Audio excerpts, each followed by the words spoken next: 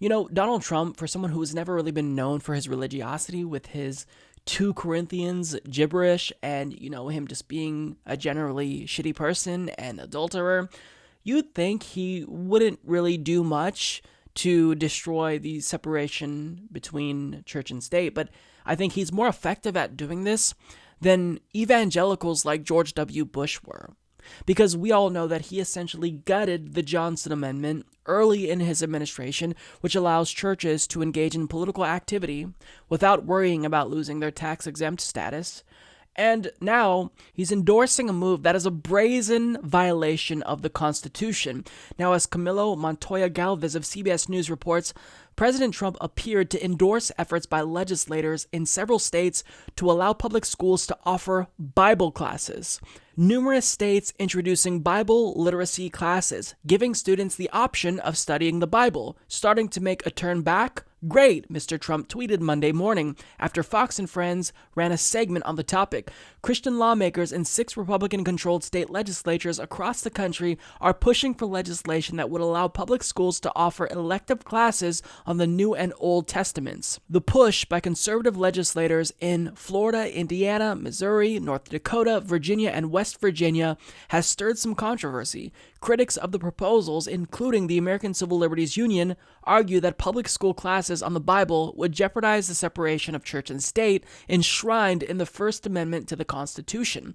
Alabama, Iowa, and West Virginia have also considered Bible literacy bills, but all of the measures were voted down, according to the Fox News report. But in Kentucky, Republican Governor Matt Bevin signed legislation in 2017 to allow public school students to take Bible and Hebrew Scriptures classes.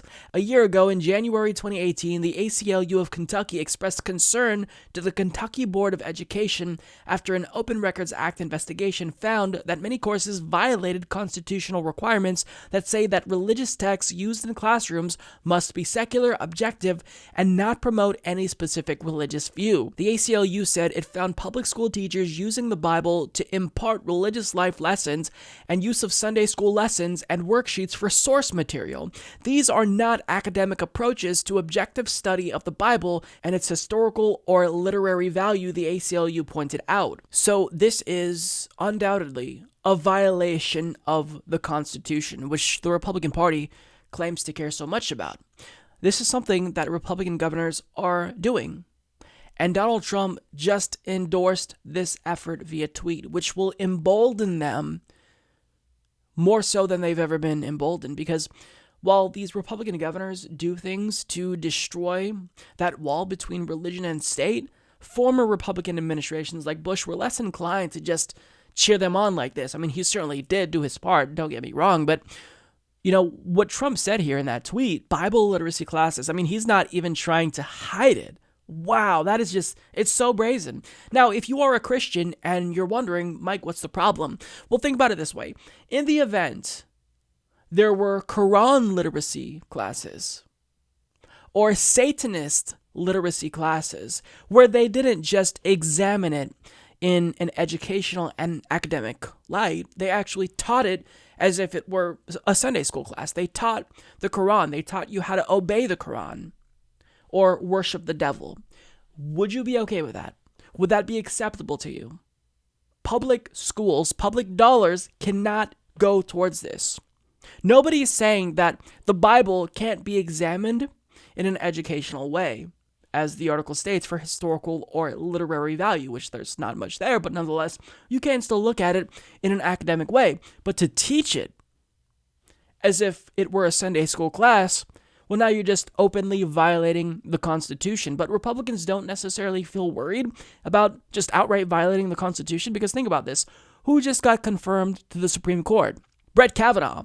And the Supreme Court now has a conservative majority that is very strong. So no matter how brazen whatever law some Republican-controlled state comes up with that violates the Constitution, so long as it's Republican approved, the Supreme Court will most likely not strike it down when they should. Or in the event they don't strike it down, they might just choose to not hear it, so it can continue to remain in effect, as was the case with the where the baker of, I think it was a Colorado bakery, just brazenly decided to discriminate against same-sex couples. They knew it was unconstitutional, but they didn't want to hear the case because they know they can't actually justify it being legal because it's brazenly unconstitutional. You have a baker who offers wedding cakes, but only offered them to heterosexual couples and not gay couples. That is discrimination. They know that they couldn't justify that, so they just chose to turn a blind eye and let it continue to go on. That's essentially what the court would do here. So, I mean, they can get away with these brazen violations of the Constitution, and really nothing can be done about it. If you want to subvert the authority of the Supreme Court and the courts, then you've got to get a constitutional amendment. Can you imagine anything being adopted as a constitutional amendment in this day and age? Of course not. So what Donald Trump is doing here is destroying the separation of church and state, not because he personally has this individual level connection and, love for the Bible and Jesus. He's doing it because he's pandering to his base, and probably because Mike Pence is in his ear.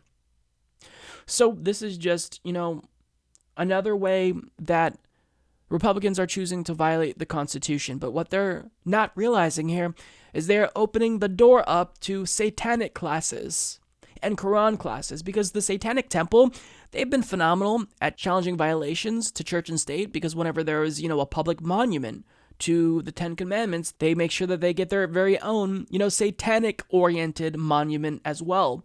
So if you don't want your kids to have the option of taking a satanic course, then I suggest you don't do this. So, I mean, that's really what they're opening the door to here. But, it's just, this is something that probably won't get much attention, but it's very harmful because the separation of church and state, it matters. It's what differentiates America from other countries. Subscribe if you like this video, folks. Mike's tremendous, and he's doing a really, really good job. Many people are telling me about how wonderful the Humanist Report is. Bigly.